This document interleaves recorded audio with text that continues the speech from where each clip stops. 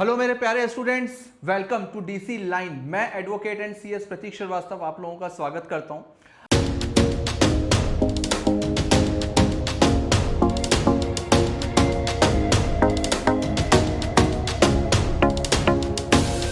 आज की video specially मैंने उन स्टूडेंट्स के लिए बनाई है जिनका जनवरी में नहीं निकल पाया था। जो जनवरी अटेम्प्ट 2026 था वो नहीं निकल पाया था, अब वो मई 2026 की तैयारी कर रहा हूं। उनके दिमाग में बहुत टेंशन होगी इस समय कि अभी अप्रैल स्टार्ट हो गया है, मई में पेपर हैं, कैसे तैयारी करें। बार बार जो हमारा पिछला रिजल्ट है वो दिमाग में आ रहा है, उसकी वजह से हम पूरी तरीके से फोकस नहीं कर पा रहे हैं, कॉन्सेंट्रेट नहीं कर पा रहे हैं। लेकिन मैं उन स्टूडेंट्स को बोलूंगा कि बेटा एक चीज का ध्यान रखना, एक एक दिन बहुत कीमती है। इसी वजह से मुझे लगा कि एक स्ट्रेटेजी वीडियो आप लोगों के लिए लाना जरूरी है ताकि आपकी टेंशन को खत्म किया जा सके और ये मई 2026 में रिजल्ट को पॉजिटिव लेकर के आए। तो चलिए स्टार्ट करते हैं। तो बेटा सबसे पहले आपको दिमाग में ये लेकर के आना है कि मेरा रिजल्ट निगेटिव गया क्यों, क्या ऐसी वजह थी जिसकी वजह से मेरा रिजल्ट नेगेटिव गया, किस सब्जेक्ट में मेरे को ज्यादा प्रॉब्लम थी। हमने 100% जब रिजल्ट आया होगा तो एनालिसिस तो किया होगा, लेकिन तो भी मैं आपसे बोलूंगा कि एक पेपर लो और एक पेन उठाओ और ईमानदारी से, देखो आदमी दुनिया से झूठ बोल सकता है लेकिन खुद से झूठ नहीं बोल सकता। एक पेपर लो और एक पेन लो और उसमें यह देखो कि मेरी 3 सबसे बड़ी गलतियां कौन सी थी, मेरी 3 सबसे बड़ी गलतियां कौन सी थी जिसकी वजह से मेरा रिजल्ट निगेटिव गया है। और 100% ये वजह, इनमें से आप देखना, इनमें से ही कोई ना कोई वजह रही होगी। या तो हमारे कॉन्सेप्ट वीक है, या तो हमारे कॉन्सेप्ट वीक है, हमने पूरा स्टडी मटेरियल नहीं पढ़ा, पूरा सिलेबस गो थ्रू नहीं किया, या हमने केवल रटने की कोशिश करी है, हमारे कॉन्सेप्ट अभी भी क्लियर नहीं है। या तो ये मिस्टेक थी या प्रॉपर रिवीजन नहीं हुआ। बच्चे जब पहली बार सीए फाउंडेशन का एग्जाम देते हैं ना, तो एक एक दिन का गैप होता है पेपर के बीच में। अब पता चला बच्चा उसी में ही टेंशन में आ गया, उसको लग रहा है यार एक दिन में कैसे रिवीजन करें। तो या तो बेटा आपका प्रॉपर रिवीजन नहीं हुआ है, आपकी प्लानिंग में कहीं ना कहीं कोई ना कोई कमी थी जिसकी वजह से रिवीजन में कमी रह गई, या आपने पेपर पूरा अटेम्प्ट नहीं किया।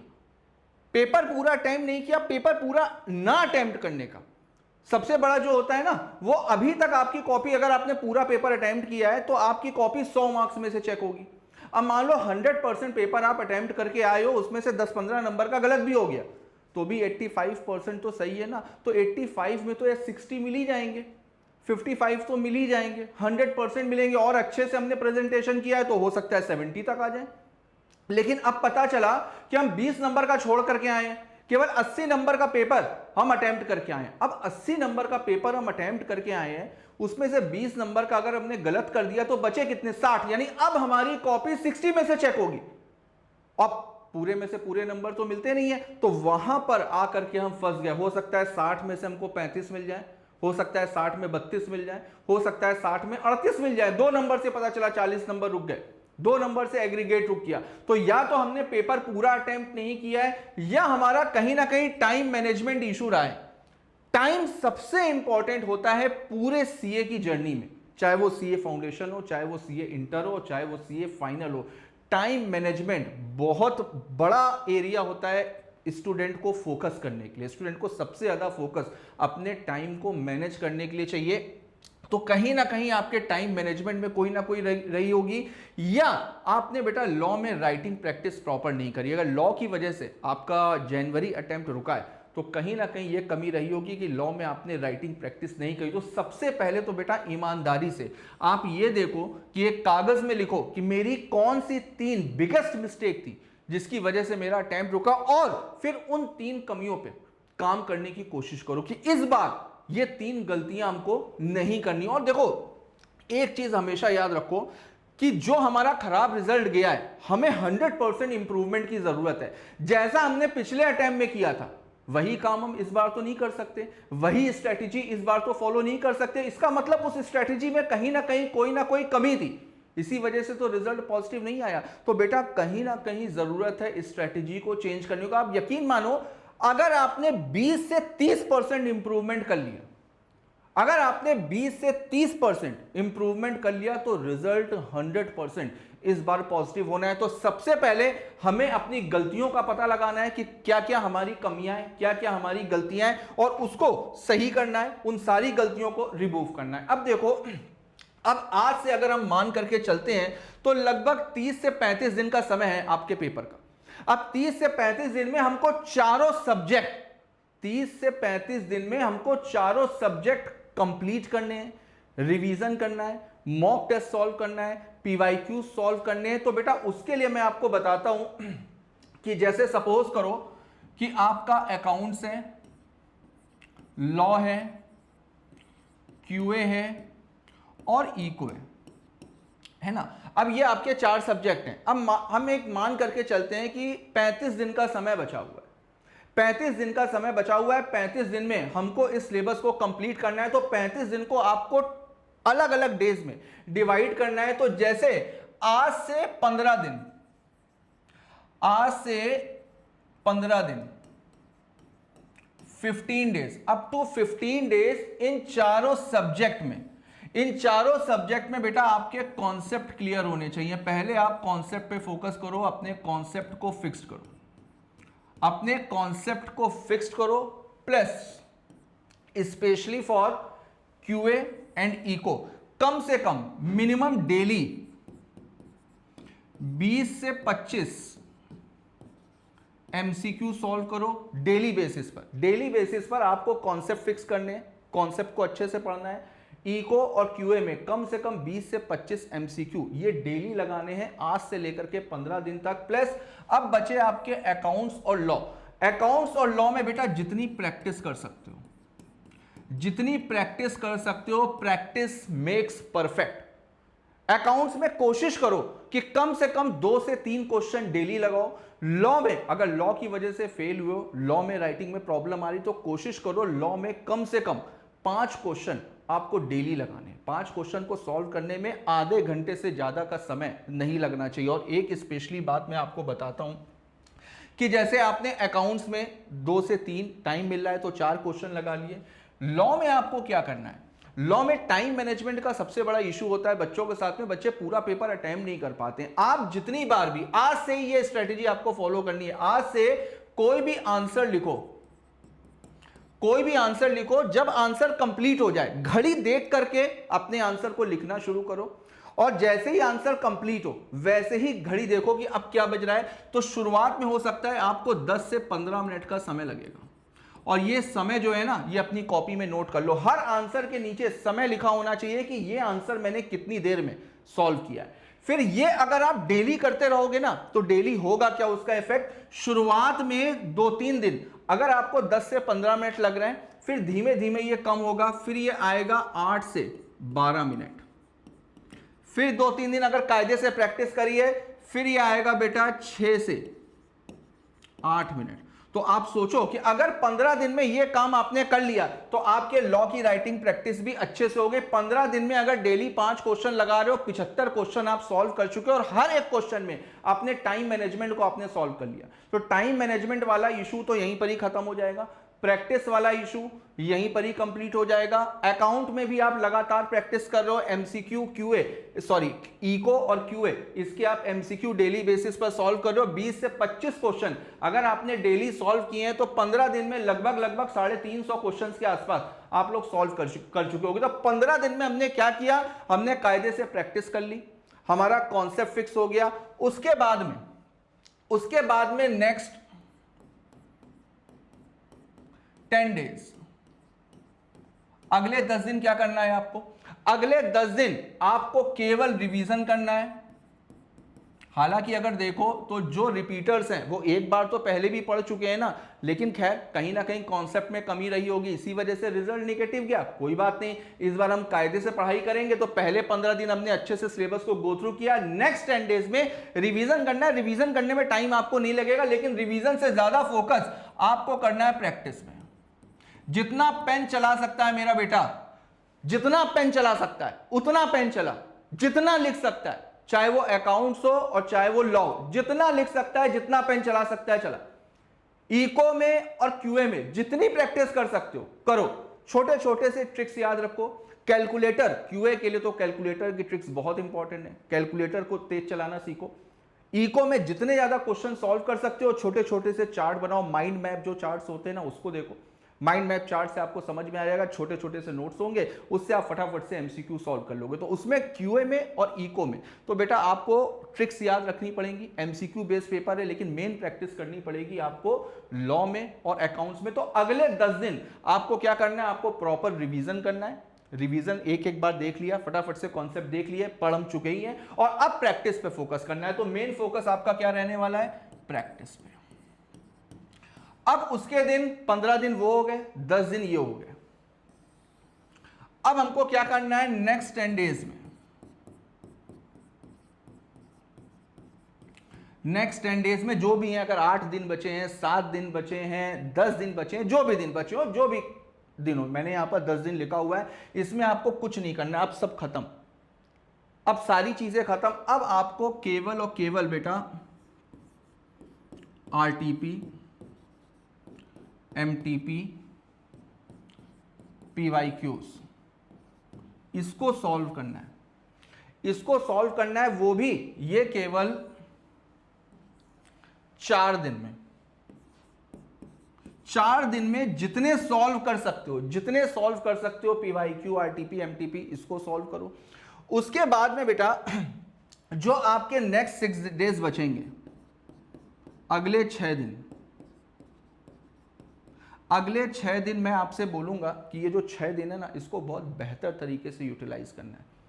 कैसे बेहतर तरीके से यूटिलाइज करना है, आपके पास में 6 दिन है, आपको एक दिन में 2 टेस्ट कंपलसरी है देना।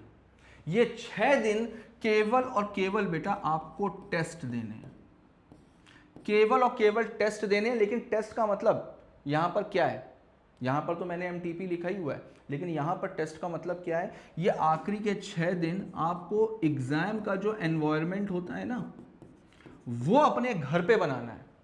अपने घर में बोल देना है कि भाई ये जो 6 दिन है, ये मैं टेस्ट पेपर घर पे सॉल्व कर रहा हूं, बिल्कुल एग्जाम के एनवायरनमेंट पे। इस पे 3 घंटे देख करके आपको लग करके बैठ करके लिखना है। 3 घंटे आप लग करके घर में बैठोगे, कोई आपको डिस्टर्ब नहीं करेगा, और केवल आप देखो। और ये नहीं, अपने प्रति ईमानदार रहना है, अपने लिए ईमानदार रहना है। ये नहीं कि थोड़ा सा पेपर बच रहा है तो चलो 10 मिनट और कर लेते हैं, नहीं, घड़ी देख करके 3 घंटे, 3 घंटे में आप स्टॉप राइटिंग। अब आप 3 घंटे में अपने पेपर को खुद से एनालिसिस करो, खुद से देखो कि इन 3 घंटे में आपने कितना पेपर अटेम्प्ट किया, कितना बचा हुआ है। और अगर 6 दिन में अगर बेटा आप 2 टेस्ट देते हो, डेली 2 टेस्ट देते हो, तो यानी कि 6 दिन में आप 12 टेस्ट दोगे, 6 दिन में आप 12 टेस्ट दोगे, 6 दिन में आप 12 टेस्ट दोगे। और टोटल सब्जेक्ट कितने हैं आपके, सब्जेक्ट हैं आपके 4, यानी कि हर एक सब्जेक्ट का अगर 3 टेस्ट आपने दे दिए, और इसमें होगा क्या कि जब पहली बार टेस्ट दोगे तो हो सकता है कम अटेम्प्ट कर पाओ, लेकिन दूसरी बार इंप्रूव होगा, तीसरी बार उससे भी इंप्रूव होगा, चौथी बार में हो सकता है कि आप 100 में से 100 का पेपर अटेम्प्ट करोगे। तो लास्ट के 6 डेज आपको केवल और केवल टेस्ट देने, और डेली 2 टेस्ट। एक मान लीजिए आपने सुबह दे दिया और एक आपने शाम को रख लिया, अपने अकॉर्डिंग देख लो, जिस समय आपको समय मिल रहा है आप उस अकॉर्डिंग देखो, लेकिन डेली आपको 2 टेस्ट देने ही देने हैं 6 दिनों में। तो 12 टेस्ट हो गए, 4 सब्जेक्ट के हिसाब से, हर एक सब्जेक्ट का आपने 3 टेस्ट दे दिया। अगर बेटा इतना करके आप गए हो, ठीक है, अगर इस स्ट्रेटेजी को आपने फॉलो किया, तो बेटा पक्की बात है कि आपका जो रिजल्ट है ना, वो 100% इंप्रूव होगा। अब देखो फोकस हमको कैसे करना है, तो जैसे अकाउंट्स है, तो अकाउंट्स में बेटा, अकाउंट्स देखो प्रैक्टिकल सब्जेक्ट है कहीं ना कहीं, लेकिन थोड़ा बहुत तो कॉन्सेप्ट करना है। तो इसमें आपको 20% एफर्ट्स करने हैं कॉन्सेप्ट को समझने में, और 80% जो है वो प्रैक्टिस पे फोकस करना है। जितना पेन चलाओगे, मैंने बोला है, जितना लिखोगे, जितने क्वेश्चंस को सॉल्व करोगे, उतना आपके लिए अच्छा होने वाला है। लॉ है जैसे, अब लॉ में आपको क्या करना है, लॉ में आपको लिखोगे तो तब ना, जब आपका कॉन्सेप्ट क्लियर होगा। तो आपको यहां पर 80% तो शायद मैंने यहां पर ज्यादा लिखा है, इसको 70% करना चाहिए। 70% फोकस आप कॉन्सेप्ट में करो और 30% जो है वो प्रैक्टिस में करो। इस समय लिखना जरूरी है, इस समय पेन चलाना जरूरी है, प्रैक्टिस 100%। होनी चाहिए लॉ में। अब इको है और क्यू है, ये जो है ये आपका एमसीक्यू बेस्ड पेपर है। इसमें तो आप जितनी ज्यादा प्रैक्टिस करोगे, शॉर्ट मैप जो शॉर्ट नोट्स होते हैं उसको देखो, उससे आपको जितनी नॉलेज मिल रही है वो लो, उसके बेसिस पर आपको प्रैक्टिस करनी है, उसके बेसिस पर आपको प्रैक्टिस करनी है ना। तो इन चारों सब्जेक्ट पे फोकस करना है। ये नहीं कि हमने एक दिन पता चला एक सब्जेक्ट में उठाया, पूरा का पूरा दिन एक ही सब्जेक्ट में फोकस कर रहे हैं, नहीं, डेली आपको चारों सब्जेक्ट में फोकस करना है। क्योंकि बेटा अगर एक सब्जेक्ट में 100 में से 100 ले भी आए तो बाकी के सब्जेक्ट्स में क्या करोगे? जब पास नहीं हुए तो 100 में 100 का करोगे क्या? रिजल्ट के तो ऊपर कोई इंपैक्ट पड़ेगा नहीं। तो इस वजह से सारे सब्जेक्ट को डेली फोकस करना, और डेली आपको कोशिश करनी है कि कम से कम आपको चारों सब्जेक्ट में 12 से 13 घंटे हर हालत में स्पेंड करने ही करने। मेरी बात समझ में आ रही है? सबसे पहले हमें क्या करना है, डेली बेसिस पर 12 से 13 घंटे हमें फोकस करना ही करना है। तभी आप ये सारी स्ट्रेटेजी को फॉलो कर पाओगे, तभी इतनी प्रैक्टिस कर पाओगे। अब देखो, अगर जो रिपीटर्स होते हैं ना, सबसे बड़ी दिक्कत उनके साथ में पता है क्या होती है? वो अपनी गलतियों को दोहराते हैं। देखो, गलती करना गलत बात नहीं, हर इंसान गलती करता है, फर्स्ट टाइम में हमसे गलतियां हो गई, लेकिन अगर अपनी गलतियों को आप रिपीट कर रहे हो तो फिर आप बेवकूफ हो। गलतियों को कभी भी रिपीट, गलत करना वो गलती नहीं है, गलत तो हर इंसान करता है, लेकिन गलतियों से सीखना चाहिए। एक अटेम्प्ट हम और अपनी बेवकूफी की वजह से बर्बाद नहीं कर सकते ना। तो बेटा अगर आप सेम मेथड को फॉलो कर रहे हो, शॉर्ट नोट्स को फॉलो कर रहे हो, नहीं, स्टडी मटेरियल पे बेटा फोकस करो। स्टडी मटेरियल से ही पूरा पेपर आता है, चाहे वो कोई भी सब्जेक्ट हो। तो आपको फोकस किस पे करना है? आप कोई शॉर्ट नोट्स उठा करके देख रहे हो, कोई दूसरी बुक उठा करके देख रहे हो, नहीं, आपको केवल और केवल स्टडी मटेरियल पे फोकस करना है। सेम मेथड आपको पुराना वाला फॉलो नहीं करना है। बेटा अब आपने राइटिंग प्रैक्टिस नहीं करी तो रिजल्ट 100% होगा, तो इसको भी आपको अवॉइड करना है। राइटिंग प्रैक्टिस लॉ की मस्ट है, कंपलसरी है, ठीक। अब बच्चे क्या करते हैं, बच्चों को लिखने में डर लगता है, टेस्ट को सॉल्व करने में डर लगता है, अपने मन में खौफ होता है, अरे यार वर्ल्ड कप का फाइनल जब खेलना है तो हम रणजी ट्रॉफी का मैच तो खेलेंगे ना। बगैर रणजी खेले आप इंडियन इंटरनेशनल क्रिकेट टीम में कैसे जा सकते? नहीं जा सकते। डायरेक्ट वर्ल्ड कप के फाइनल में आपको मैच खिलवा दे, हो सकता है क्या? नहीं हो सकता। पहले तो प्रैक्टिस मैच आपको खेलना ही पड़ेगा, पहले तो लोकल मैचेस आपको खेलने ही पड़ेंगे। तो इसी वजह से पहले आपको नेट प्रैक्टिस करनी है घर पर, नेट प्रैक्टिस करनी है घर पर। जो बच्चे मॉक्स को इग्नोर करते हैं उनके साथ में 100% दिक्कत होती है। तो बेटा मॉक्स को इग्नोर बिल्कुल भी नहीं करना। और देखो, ओवर कॉन्फिडेंस से बाहर आना है कि यार चलो पिछली बार मेरा रह गया, इस बार 100% निकल जाएगा, नहीं। स्ट्रेटेजी आपको चेंज करनी है। विदाउट चेंज कुछ नहीं होगा, विदाउट चेंज रिजल्ट भी चेंज नहीं होगा, यह बात याद रखना। तो बेटा एक चीज याद रखो, अगर आपने जैसा कि मैंने बोला 20 से 30% इंप्रूव कर लिया अपने आप में, तो 100% आपका जो रिजल्ट है वो भी बहुत बेहतर होने वाला है। आप भाई, आपको टॉपर नहीं बनना है, आपको रैंक के लिए नहीं जाना है। मेरा एक अटेम्प्ट नहीं निकल पाया, इस अटेम्प्ट 100% निकालना है। रैंक के लिए चलो अभी समय कम है, हम इंटर में प्लान कर लेंगे। अभी फिलहाल मेरा टारगेट क्या है? अभी मेरा ये है कि इसमें पहले से बेटर परफॉर्म करना है, पहले से बेटर परफॉर्म करना है। अगर हम रैंक नहीं भी ला पा रहे हैं तो भी चलो कम से कम डिस्टिंक्शन के साथ में तो पास हो सकते हैं ना भाई। 65%, 70% ये तो हम स्कोर कर सकते हैं। और बेटा देखो, जो बच्चे फाइनल फेल होते हैं ना, तो ऐसा नहीं कि वो कैपेबल नहीं है।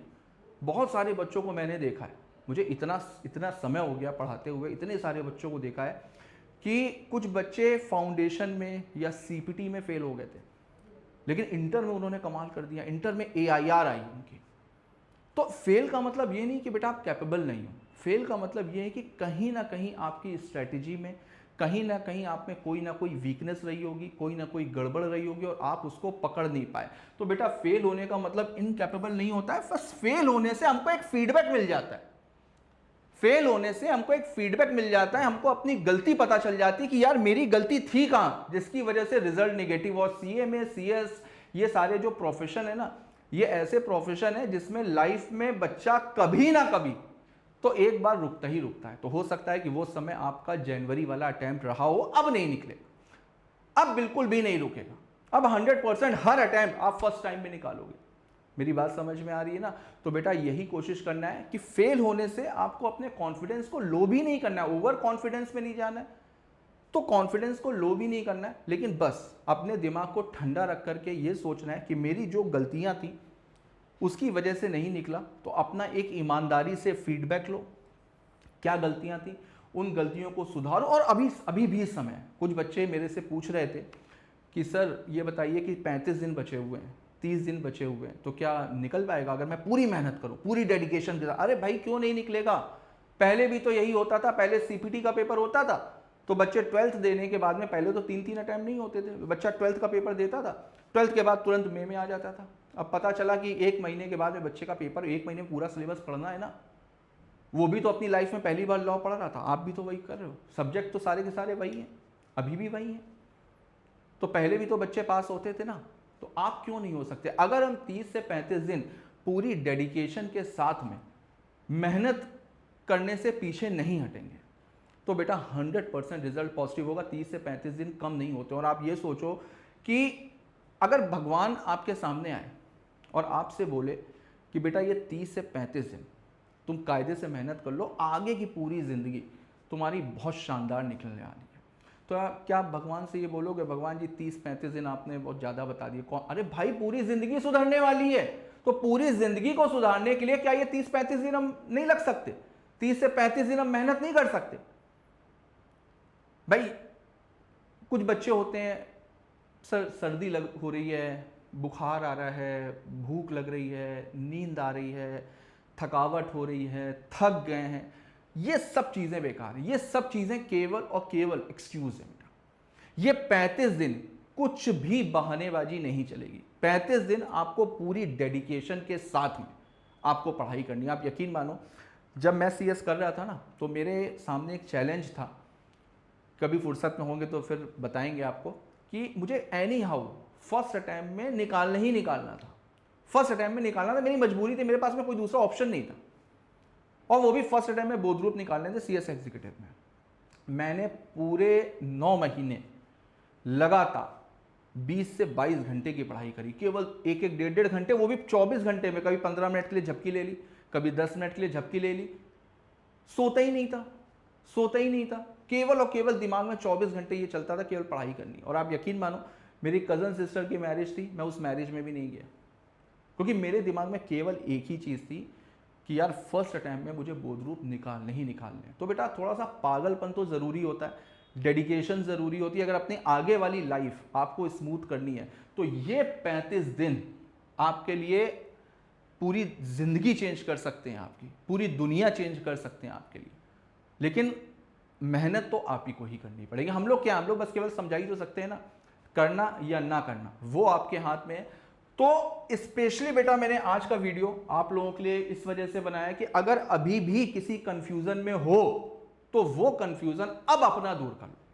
अब कंफ्यूज होने का टाइम नहीं है, अब करने का टाइम है, अब मेहनत करने का टाइम है, अब दिखाने का टाइम है कि भाई चलो जनवरी में नहीं निकला था लेकिन मैं डिजर्व करता हूं पास होना, और मैंने पास होकर के दिखाया।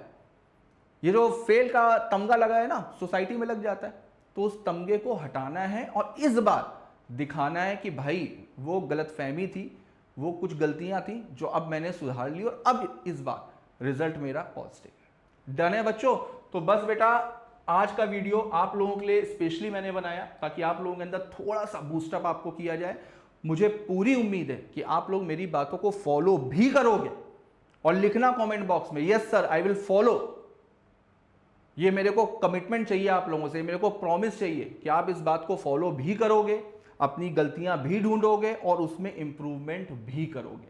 तो चलो फटाफट से आप मेहनत करो, एक एक टाइम आपका बहुत कीमती है, टाइम को बिल्कुल भी वेस्ट ना करो। जल्दी अगर कोई भी चीज़ की ज़रूरत आपको पड़ती है, किसी वीडियो की ज़रूरत पड़ती है, तो मैं आपके लिए बिल्कुल लेकर के आऊँगा। तो चलो मिलते हैं फिर आगे, तब तक के लिए all the best, good bye and thank you.